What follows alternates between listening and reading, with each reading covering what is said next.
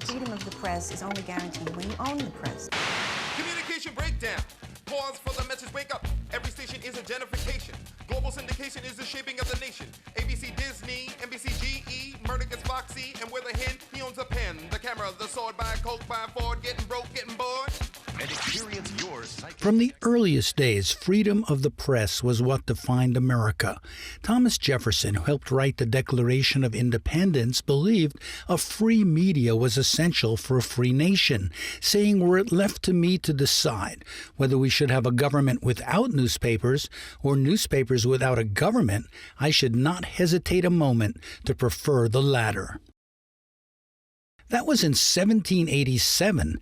Today, our newspapers seem to be fading in importance in a multimedia world that is largely owned and controlled by a handful of large media corporations. I think we're probably the most media-dominated society in the world. Jeff Cohn worked in major media. Now he's one of the industry's fiercest critics. Half a dozen corporations own and control most of the mainstream media in our country.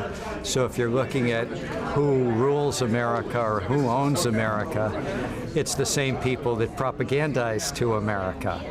The press and the outlets that report news or convey information are just a small slice of vast media empires producing entertainment products that also sell a way of life based on consumption.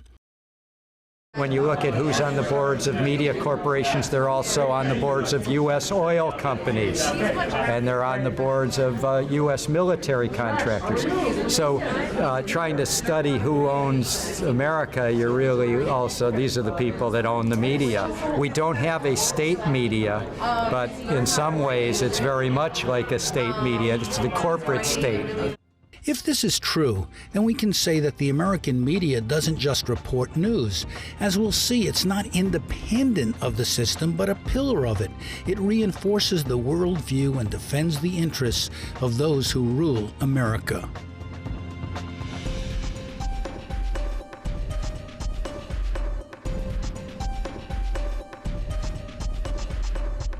"30 years ago, 50 companies dominated American media.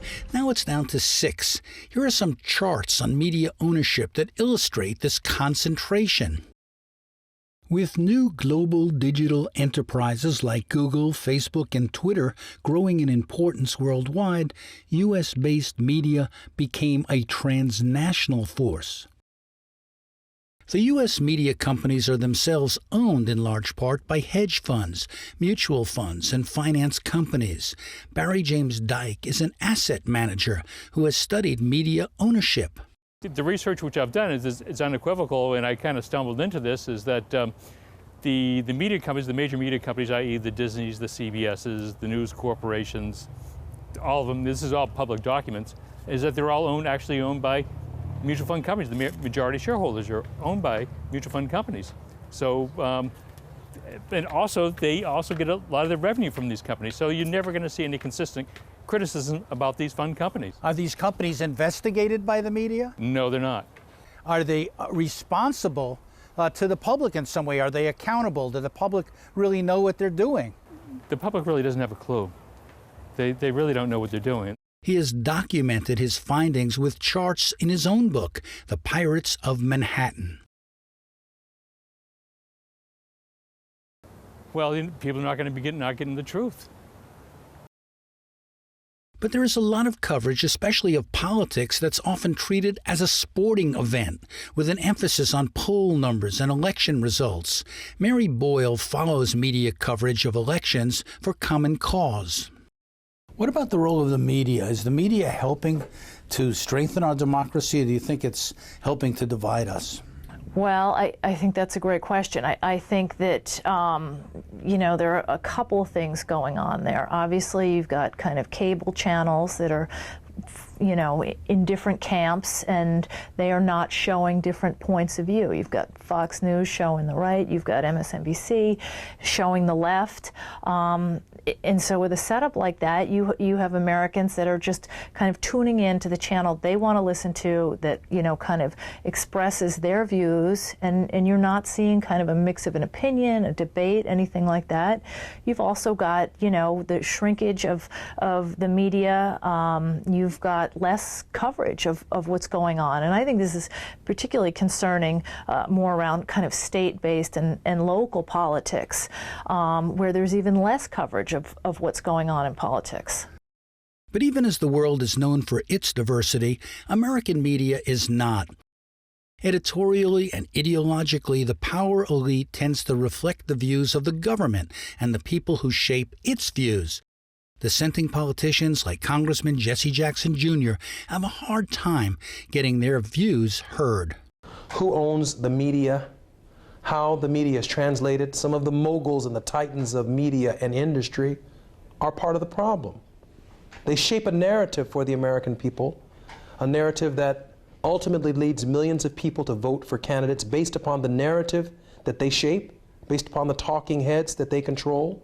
And those Americans tend to vote and tend to engage the system on the basis of that which they hear. Media is a significant part of this problem. Historian Eric Foner agrees. He says it's not just political bias at work, but what the media as a business feels it's forced to focus on to attract ratings and revenues.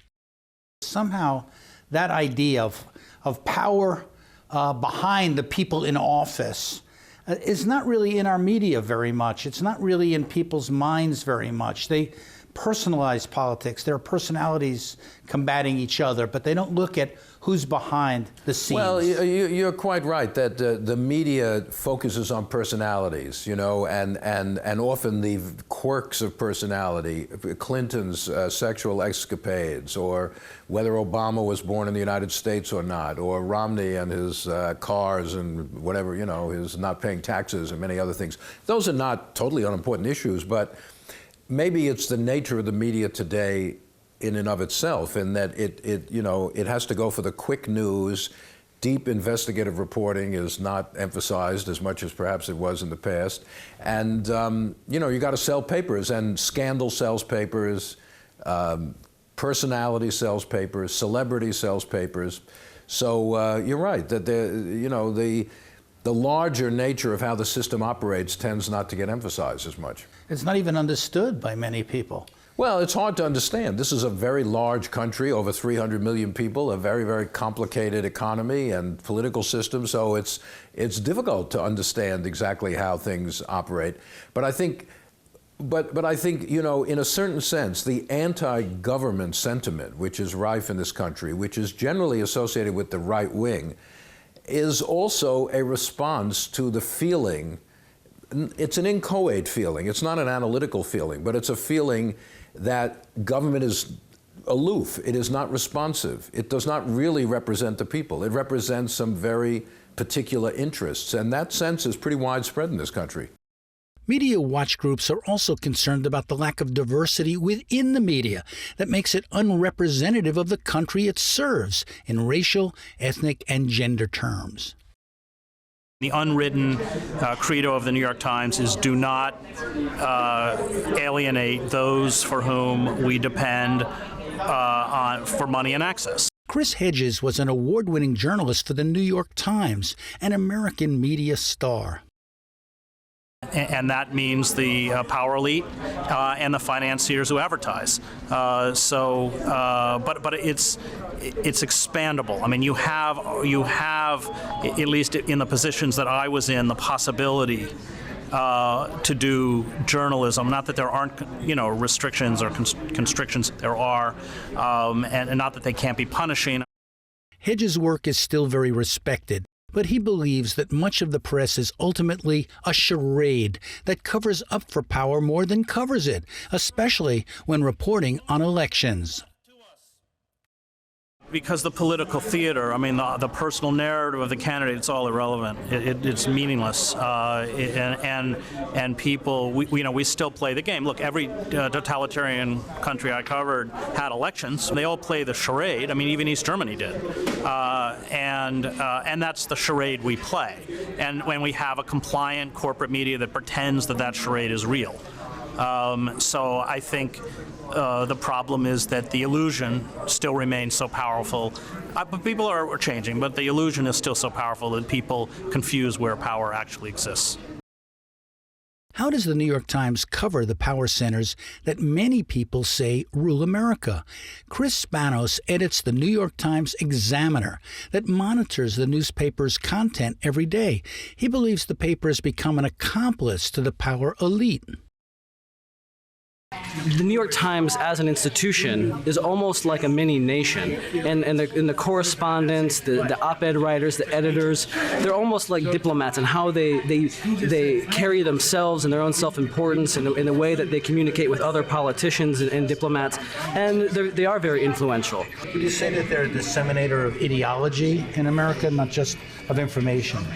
Absolutely. They disseminate a very particular ideology, and that their readership is primarily managers and people who make around over $90,000 a year, and so they cater to a managerial perspective, and so they have a pro-management when they're discussing labor relations. They often have a pro-management view, a pro-business view.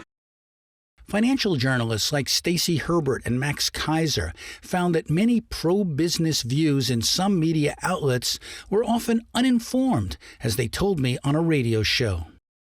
From December 2008, so well after the collapse of Bear Stearns, Lehman Brothers, the market's tumbling 1,000 points in a day, and the head of BBC World News Business said, and we had a 10-episode contract, do you think the financial crisis will last all the way through these 10 episodes?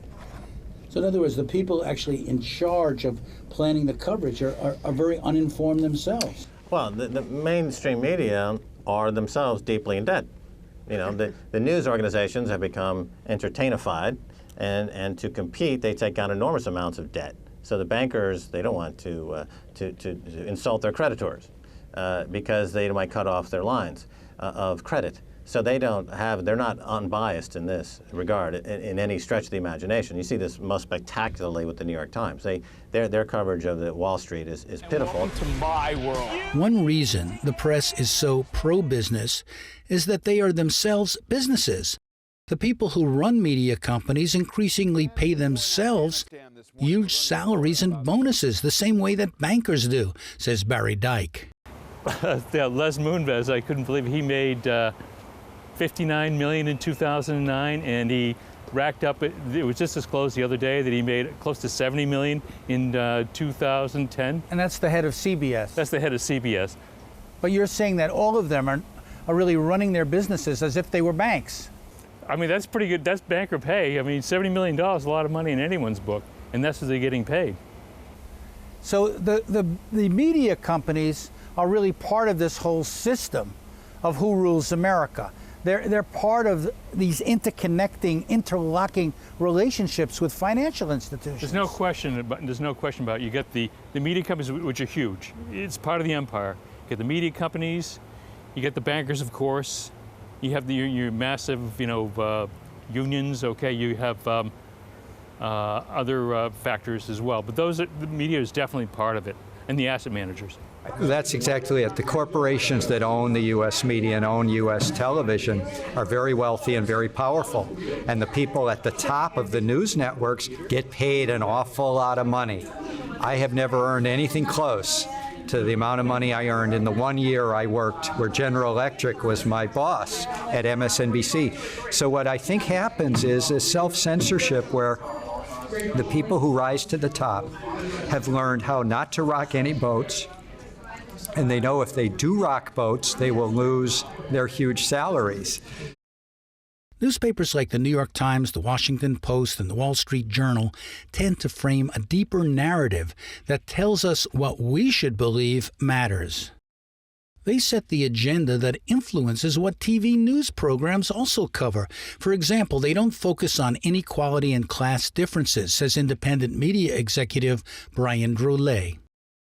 They don't talk about the working class, and part of it is it's like the idea that, you know, they promote this idea that, you know, if you buy a lottery ticket you could win, right? So you're already thinking that maybe you could win.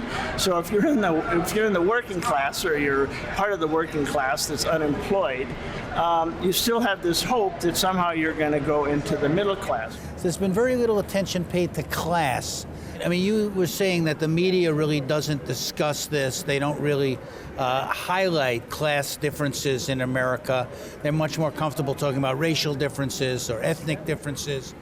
At the same time, in their business practices, they're very conscious of demographics. What class are they attracting? Upper class, how to cater their advertising, how to sell it. No, they go, I mean, you know, the internet is a perfect example of that. Google and everything, where they're constantly slicing and dicing who you are, so they know exactly how much you make, so they can pitch what kind of products to you. But that's this whole sort of madness of the consumer society that's been created by modern capitalism. But the key thing I think that you're getting at is that even though there is a reality of class, a working class in this country, and a ruling class or a bourgeois class, people have been trained not to think in those terms, so they don't even know who they are. Some networks, like Fox News, owned by Rupert Murdoch, seem to be more comfortable presenting a right-wing political line. They have helped shift many media outlets to the right. There is a school of thought that says we should have given the citizens of Baghdad 48 hours to get out of Dodge and flatten the place. Then the war would be already over, and we could have done that in 2 days. That may be so, but old media is being eclipsed by the new, says George Scribner, the vice president of Digitas, a company that comes up with digital strategies for big companies and studies how affluent consumers now drive marketing in an era of growing economic inequality. The one thing that's different now is that the media is owned by everyone. You know, the thing that's kind of leveling off the dollars to some extent is that everyone has access to Twitter, everyone has access to blogging, and there's this new kind of fast and fluid coalition building. Like Occupy Wall Street was one example of that. The Arab Spring was an example of that. So in some ways, kind of there's a new check and balance. I don't think that's necessarily changing the restructuring of income and wealth, but I do think there's another trip switch that might help us when things get too bad. So the digital media, in a way, is where democracy is today. It's not in politics, it's not in big business, it's not in big money. That's true. I think that's well said. There is some debate on how free the internet really is, given corporate control and government censorship, but it does make possible more interactivity. At the same time, media attention still tends to revolve around a political elite with authority, even if that elite doesn't necessarily have the power to shape priorities or impose policies. But when you talk to ordinary Americans, many of them feel it's totally fair. Yeah. They're seeing different points of view. They're seeing people who are critical from time to time. They see the media as the liberal media in some instances. I was in the Soviet Union, and we were always raised in this country that that's pure propaganda. And frankly, it was very ineffective propaganda because they never pretended to have 2 points of view. They would have one point of view saying how great things are. But in our country, propaganda is really effective because they have the appearance of debates. The United States of America will not permit the world's most dangerous regimes to threaten us with the world. Jeff Cohn says that just as Americans were misled about Iraq before the war, they are being misled today about Iran. He pointed to a study about Iraq before the American invasion that found that of some 393 people who were interviewed on all the networks, only 3 were anti-war. Because almost everything we knew about Iraq before the invasion turned out to be false. And almost everything we're learning today about Iran is not accurate. And we went to the New York Times a couple months ago where they said that the International Atomic Energy Association has put out an assessment that the nuclear program in Iran has a military objective. And FAIR, this media criticism group, went to the Times and said, which report is that? We've never heard of it. The Times knew they'd made a big error. It was a prominent error. They removed the sentence from their website, but they refused to correct the error. It's not just wars that get propagandized.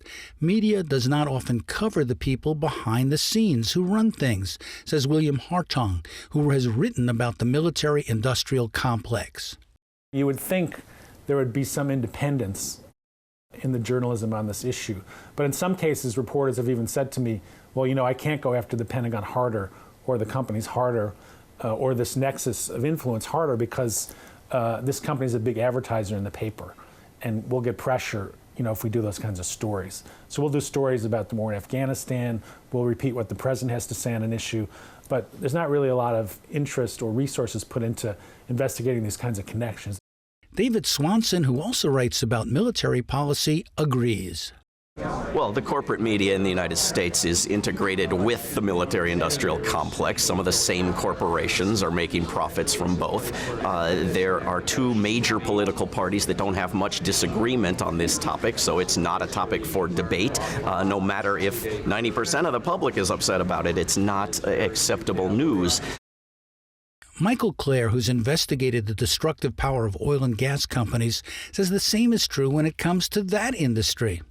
The media doesn't cover this for the most part. In fact, the media is largely in league because of the advertising dollars that the oil and gas lobby provides. They're very heavily dependent on advertising revenue, so they're very careful in what they say.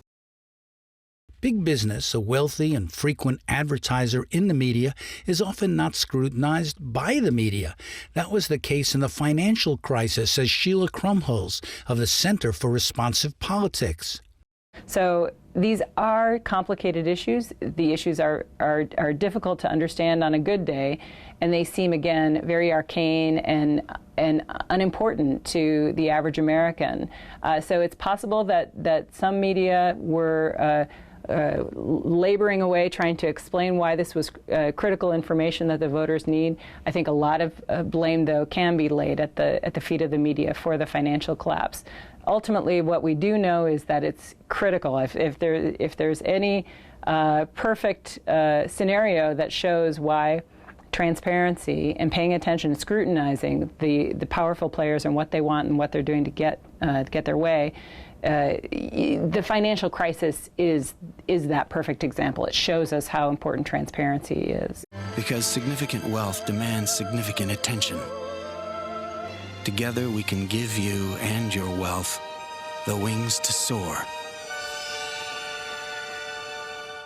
Goldman Sachs Wealth Management. At the same time, media has become so pervasive online and off, on TV and on our mobile phones, that many Americans say they are becoming victims of information overload. The more they watch, the less they know. For sure, information overload is, I think, a serious threat to democracy, because it doesn't work if people aren't vigilant. Nobody's going to hold members of Congress accountable for you. You have to you have to make sure that you're heard. I think there's also the sense that because there is this tension, and some would say healthy tension, between concern about protecting the process, democracy and government from money's undue influence, versus protecting freedom of speech and privacy. Nobody wants to censor information. We want our representatives to have all the information, even if it's coming from deep-pocketed corporations, unions, or trade associations, very narrow interests. We just want to make sure that they are doing their job to seek alternative perspectives, even if they're coming from groups that have no power and have no money. Media criticism tends to revolve around what's being covered and not covered, and not on the way media narratives shape how we think and what we think about. That's the power of media, and why it is now among the forces ruling America.